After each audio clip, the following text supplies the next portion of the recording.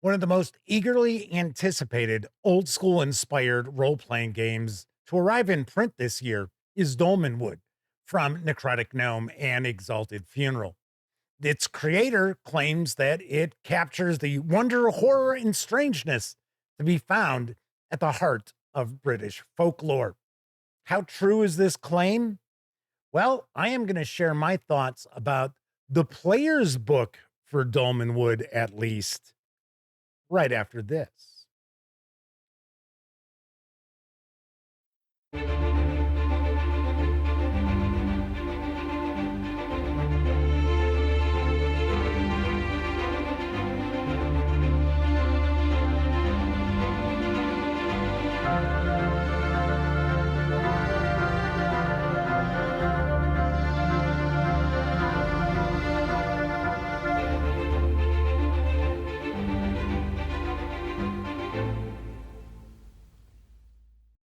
Happy holidays, gang, and welcome once again to the Duct Tape Studios.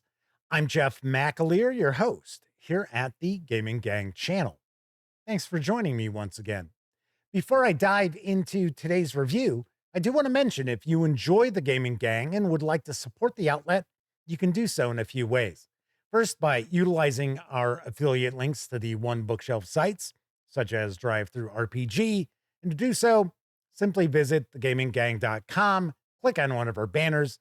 That way, if you happen to make a purchase, I get a small portion of that sale. You can also make a one-time donation by way of PayPal or become a monthly member of our Patreon. You'll find links in the show notes. Also, down in those show notes, you're going to find an invite link to our Discord server. It's absolutely free to sign up, so be sure to hang with the gang over on Discord. Today, I am going to be sharing my review of the Dolmenwood Player's Book from Necrotic Gnome and Exalted Funeral. This 192-page hardcover is written by Gavin Norman. It is available now. You can order it here in North America from Exalted Funeral. You'll get the hardcover and PDF for an MSRP of $30. If you're outside of North America, you would order through necroticgnome.com. Now, it doesn't matter where you live in the world. If you're looking for the PDF, you can score that over at Drive Through RPG for $15. Having said all that, let's swing on over to the other camera because here I've got the Dolmenwood Player's Book. A couple of things I want to mention before we get stuck in. First of all, my friends over at Exalted Funeral were kind enough to provide me with this review copy, but neither I nor anyone else affiliated with the Gaming Gang has received any other sort of compensation for me to share this review with you. It's important you know that. We're also not going to look at each and every page of the book, but I do want to give you a really good feel for what you're going to find inside this player's book. First thing we're going to do is take a peek at the credits pages. First, we're going to start off with our traditional credits page that we usually see in role-playing game releases. A lot of folks work very hard to bring this to life. I'm also going to share a peek at the artist credit page.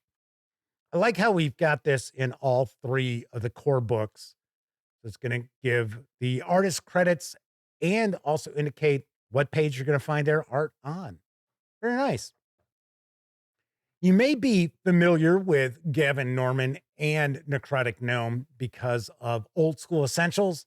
It is an extremely popular old school Renaissance role playing game system. There is the classic rules tome, which is essentially BX.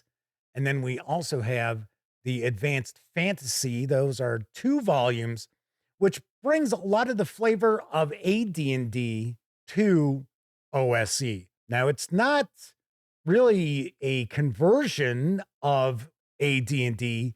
It is still BX, but with a lot of the additional details and a lot of additional options you would find in AD&D. Now, Dolmenwood is built upon Old School Essentials. I know a lot of folks out there are probably very curious. Why would they pick up Dolmenwood if they already own either flavor of Old School Essentials? Now, there are some changes. In my opinion, I don't think they're major changes outside of classes and setting related mechanics. But as far as the core rules, the core mechanics of the game, very little has changed. There are a few tweaks. I'll mention those as we're flipping on through. But as far as the mechanics of Dolmenwood, if you are familiar with old school essentials, doesn't matter which flavor, you're going to slide right on in as if this were an old pair of slippers. That's how comfortable you're going to feel with this player's book. Something else to point out, this is a book that is aimed for players and referees, the game master in this case. So there is nothing we're going to see here that's going to be a spoiler because the whole book is open to the players.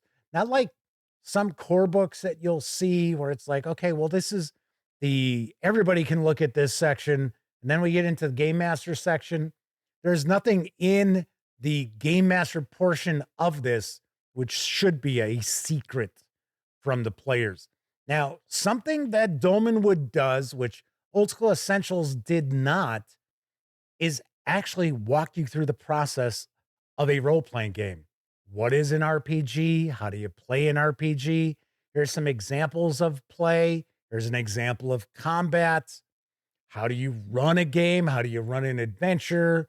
How are you going to put together a campaign?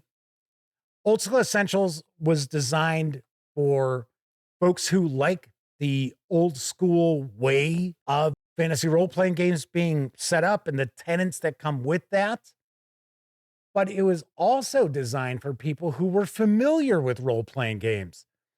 Dolmenwood takes the assumption that you do know about RPGs, but you know what? Just in case, let's explain a few things to you. Now, one of the things that we still see with Dolmenwood, which was something that ran throughout all of the Old School Essentials releases that I've had an opportunity to take a peek at, is the fact that we get right to the point as far as various different topics. So as an example, here we see alignment. You got a page, we got a little bit of artwork here. We've got advancement. Everything is right here, concise, to the point. Let's not waste a bunch of time with a lot of fluff. I love that. That is one of the things that I have always appreciated about Gavin Norman's work. Even the OSC adventures are just like that. It's get to the point. Here's what you need to run this adventure. Here's what's going on in this area, this keyed area, and so forth. It's not a lot of, well, 1,000 years ago in this room, which was, a storage room at that point, they had grains and sugar and none of that still exists in there. I mean, do you need to know that? No, it used to be a storage room. Let's move. Let's keep the adventure moving along. That is sort of the Old School Essentials approach to things. And one of the reasons why its adventures are so popular. Now, I will mention I have not had an opportunity to take a peek at the adventures for Dolmenwood. My assumption is they're going to be presented just like the OSC adventures. I do know for a fact at least one of the Old School Essentials adventures, Winter's Daughter, which does take place in Dolmenwood, is now a Dolmenwood adventure, not an Old School Essentials adventure. Now, one of the big key aspects of Dolmenwood is the setting. And in my opinion, it is the big selling point for picking up the 3 core books. One thing that's different is the kindreds, the species, the races, however you want to consider these. They are quite different. Now, we still have humans. We still have elves. We do not have halflings. We do not have dwarves. We've got the Breggle, which are goat-headed folk who tend to be more martial characters. We've got the elves. They can pretty much do everything except be clerics and friars because elves don't have any god in Dolmenwood. They don't worship a specific god, so they really have no point of reference to be a cleric or a friar. And we've got the Grimalkin, which are demi-fae. They are shapeshifters who take on the form of cats. So they can be anthropomorphic cats or they can become feral cats.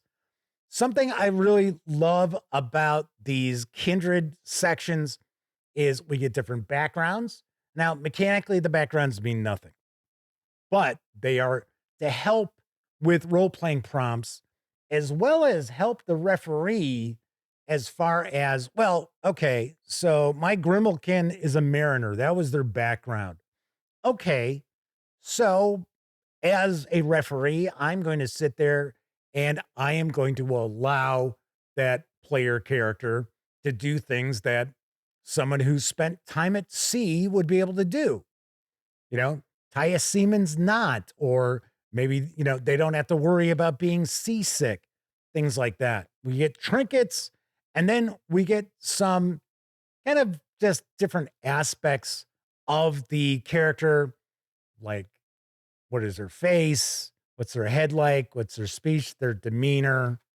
And the tables are different, of course, obviously enough, for the different kindred. So, like humans don't have a listing table, I should say, for fur. So I like these different kindreds. They are all very unique. We got the mosslings, which are made out of, you guessed it, moss, and they're actually well known for brewing. So I thought that was kind of cool. They also have magical ability known as knocks. Something else that's going to be different with Dolmenwood than with old school essentials are the 5 different types of magic. I'll get into those in just a little bit. Now, we still have our arcane magic, we still have our holy magic, the divine magic, but we also have the glamours for Fae. We also have rune magic for the Fae. And then we also have the Mosslings get what are known as knacks. Now, before I jump into the classes here, I should also point out that the magic users, if you are not a fan of the concept of low level magic users not having a lot of magic at their fingertips, this is not going to be the sort of fantasy role playing game for you, because you are looking at the magician, the cleric, the friar. For one, they all have to prepare their spells ahead of time. And if you have a selection of spells to choose from, you have to pick. So better keep your fingers crossed that you're picking the right spell to prepare for, because if you find yourself in a situation where you needed your other spell, we don't have spell slots here. We have memorized spells. Now, I will mention the knacks as well as rune magic and the glamours do work differently. You do not have to memorize them, but those are essentially when you start off a character that might have access to those sorts of magics, they only have one thing. So an elf enchanter is going to have one glamour and one rune magic, and they are going to be not very powerful. So as far as our classes go, we do go up to level 15. And unlike most modern role-playing games, your lower level characters are going to be squishy. This is an old school inspired role playing game, and there are many tenets which are woven throughout Dolmenwood. So if you're looking at wanting to have your first level character be a superhero, once again, Dolmenwood's not going to be your sort of game. But the reality is, you probably wouldn't be looking at Dolmenwood in the first place. Now, what I love about all 3 of the books is the setting. The setting is fantastic. Now, I'll be the first to say that I am not necessarily the most well versed in British folklore, but I do know quite a bit of the grim fairy tales and so forth. And that's where my interest tends to skew. I like dark fairy tales. I would rather check out fairy tales from the Brothers Grimm than checking out like Disneyfied fairy tales. And that is the sort of world that Dolmenwood happens to be. It is a dark fairy tale. If you're considering running Dolmenwood for smaller kids, you'll want to tweak some things, because as far as the actual setting. And we'll get into this more when I review the campaign book. There are going to be some things that are pretty dark, pretty twisted, pretty horrific that you might just either want to avoid or simply tone down altogether. As far as our magics, we got our arcane magic. Instead of levels, we have ranks. So there is a change from OSC. And the spells here are less powerful. So remember, this is a dark fairy tale setting. So the spells, doesn't matter if they're arcane spells, glamours, knacks, what have you, they tend to be lower powered, even the higher ranks. Now, that's not to say we don't have some powerful spells. We just don't have things like Wish at the highest rank. So we have a handful of spells. Magic users, if you're a magician and you have a spell book, you'll have 3 spells to begin with.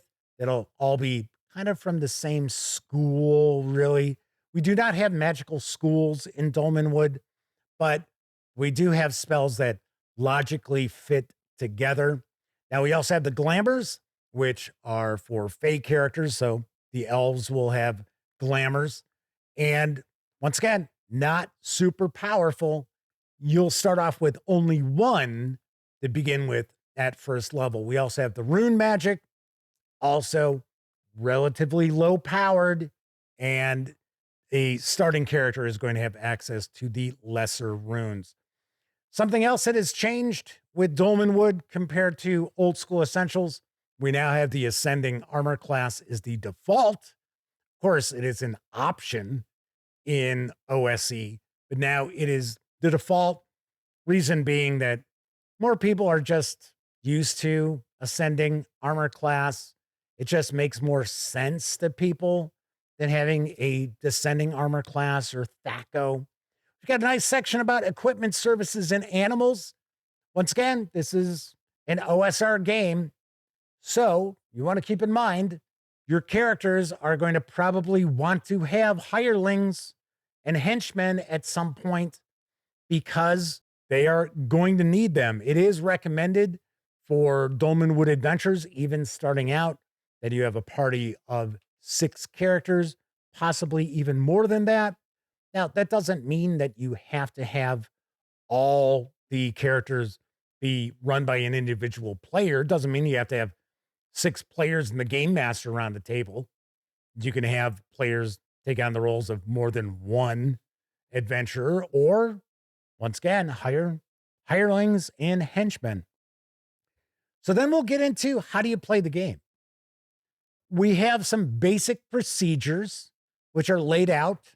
And I got to say, I really like this section here because the reality is this is how you run a role-playing game. The game master says, okay, this is what you see. This is what's going on. Okay, then players might ask some questions about it. All right, and then the game master drills down a little bit. Then the players say, okay, this is what we're going to do. And then, you might have to roll dice to see if what they're trying to do is successful or not. Or it might just be something where it's like, yeah, okay, of course you can do that. Or no, that would be impossible. I'm afraid you can't do that, but maybe have you considered this?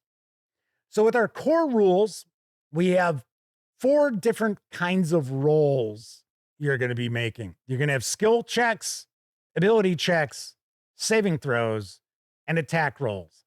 Skill checks and ability checks are a 6-sided die, and you are going to add or subtract the modifier from your attribute. And we do have our standard 6 attributes: our strength, dexterity, intelligence, wisdom, constitution, and charisma.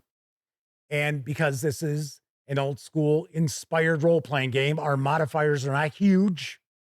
So there is no, 18's a +5. No. And for specific skills, depending on the class of your character or the kindred of your character, you might have some special skills such as survival, search, or listen. Those you're going to roll a 6-sided die, and depending on your level, you're going to have a number that needs to be met or exceeded. Very simple. Now, if you're doing an ability check, same process. You're going to roll a 6-sided die. You're going to add or subtract whatever modifiers there might be, and you need a 4 or higher to succeed. That's it. Now, as far as saving throws and attacking combat, you are going to roll a 20-sided die. Now, anytime you roll a 1, doesn't matter what die you're using, it is a failure. Doesn't matter what kind of modifiers you've got, a 1 is a failure. If you roll a 6, if you're rolling a 6-sided die, if you're rolling a 20-sided die and you get a 20, automatic success no matter what. So that is present as well. So with saving throws, we've got 5 different types of saving throws, and they're kind of broken down by the sort of attack that you would be looking to avoid, or the sort of damage or harm that you might be facing. So as an example, we've got Doom. Well, Doom is pretty much, save versus death. And then, of course, we've got things like Ray. And like I said, we've got 5 different saving throws. That is something that's different than old school essentials, but pretty easy to wrap your head around. Once again, you are going to have, just like in basic and expert, depending on your level, it's going to determine what number you need to meet or exceed in order to make your save. So we'll have a section here that's more aimed towards the referee as far as running the game. But of course, I certainly would welcome players to read this as well, because you do want your players to understand things like initiative and actions and combat. Now, of course, combat is rather abstracted in Dolmenwood. It is going to be a lot more theater of the mind. You can certainly utilize miniatures and flip mats and terrain and things like that if you would like, because we do have specific movement, we have specific ranges and things like that. But like I said, for the most part, I would expect most people to be running Dolmenwood more theater of the mind than anything else. Combat, we have our declarations. So the player will indicate if they are going to cast a spell, because you have to inform the referee if you are going to be casting a spell, using fairy magic, or skedaddling, retreating. Then you'll roll initiative for each side. Then the winning side gets to act. They get to move, make missile attacks, cast their magic, and then melee attacks. Then the other side gets to repeat those phases. And then at the end, you will roll morale as the referee for NPCs and monsters if need be. Now, we do have some additional crunch to add to the combat, but nothing crazy. Parrying, 2 weapons, splash weapons, things like that. We get an example of combat, pretty detailed, and then we will get into our appendices. Now, one of the aspects that's different with Dolmenwood compared to classic rules OSE is we have kindred and class. Now, in OSE, it is what has always been referred to as race as class. We do have the opportunity here to do that. So we have the different kindreds where we now have an option. Okay, so if you want to play kindred as class, go ahead. Now, of course, with the humans, you still will choose a class. Just taking a peek through. If you're curious about production quality, fantastic. It is really nicely done. Nice, thick paper stock. There's a little bit of a sheen, but not much. It's fairly matte as far as the finish, but you are seeing a little bit of glare as I'm flipping on through the pages and such. I will say I'm kind of surprised we don't have an index. Would have loved to have seen an index. We do have to thank you for the Patreon backers for Dolmenwood. One last change I do want to mention, which I will get more into in the campaign book review and the monster book review. Monsters don't have hit dice. They are now leveled. So monsters have levels. There might be a little confusion with that. It makes far more sense once you get into the monster book, because I know people think, well, wait a second, does that mean the monsters can level up? No, but there are ways for you to adjust the level of the monsters for different challenges. Keep that in mind. All right, there's Dolmenwood. Let's swing on over to the other camera so I can share some final thoughts as well as my review score.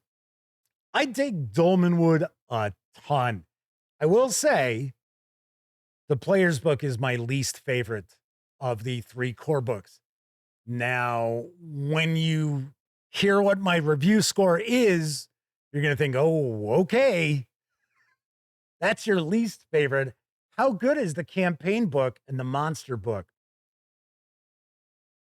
Very good. I like the OSR. I've always been a big fan. I will point out the magic users getting 1 spell. I mean, I could handle it as a player because I'd be looking for other ways to utilize my character as, as a magician or a cleric or a friar or what have you. That doesn't necessarily go over too well with more modern players because they're going to feel like they're getting left in the dust by the martial characters. So I can understand that. But once again, this is an old school Renaissance influenced game. So it is going to stick with your first level, you get 1 spell. You get to use it once per day. You got to memorize that spell. Hey, at least the cleric gets a spell at first level. You go far enough back, the clerics didn't even get a spell at first level. They had to wait till they got to second level before they could learn their first spell. So there's some progress there. As far as the setting itself, I love the setting. I will get in more detail about that when I share my review of the campaign book. As far as presentation, I do really love the approach that Necrotic Gnome takes with their adventures and their rule books. It's get right to the point. I read something, I understand it, get to kind of lock it away in the old memory bank and move along. Things don't get lost, buried in a bunch of fluff or anything like that.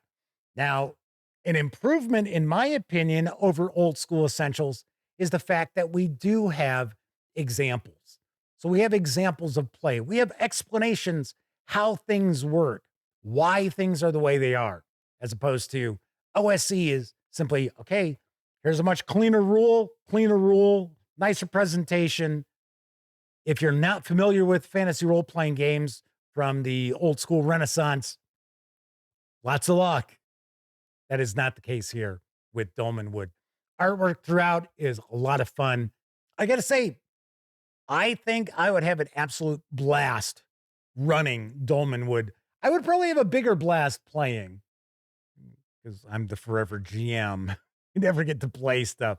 But I could really see having an awesome time just playing in the big sandbox, which is Dolmenwood. And stay tuned. I am going to share my reviews of the campaign book and the monster book in the not too distant future. Now, as far as the player's book for Dolmenwood, on a scale of 0 to 10, I give the player's book an 8.5 out of 10. As I already mentioned, it's my least favorite of the 3 core books. So just wait till you hear what I've got to say about the campaign book and the monster book. All right, that is it for this time out. If you enjoyed the video, by all means, please give it a quick thumbs up. Subscribe to the Gaming Gang channel if you haven't already. And if you do subscribe, don't forget, ring that bell. It'll not only let you know when I share videos such as this review, it'll also inform you when my live stream, the Gaming Gang Dispatch, airs Tuesday, Wednesday, and Thursday evenings right here on YouTube at 7 p.m. Central. Of course, when you're not watching videos on the Gaming Gang channel, be sure to visit thegaminggang.com for all the latest in tabletop gaming news, reviews, and a whole lot more you are not going to find here on YouTube. You know the drill. Get your geek on at thegaminggang.com. Happy holidays, everyone. Thank you very much for watching. Once again, I'm Jeff McAleer. And until I see you next time, I certainly hope all of you get to enjoy plenty of great gaming with your gang.